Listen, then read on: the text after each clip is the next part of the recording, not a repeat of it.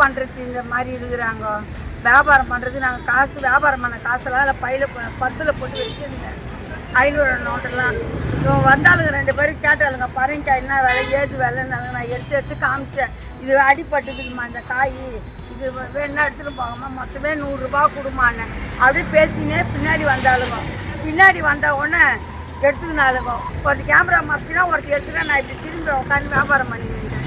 அவள் எப்படி தான் எடுத்து போனானே தெரில. பர்ஸில் என்னென்னமா இருக்குது? ஏடிஎம் கார்டு இருந்தது, இது பணம் இருந்தது, வியாபாரம் பண்ண பணம் வியாபாரம் அதில் இருந்தது.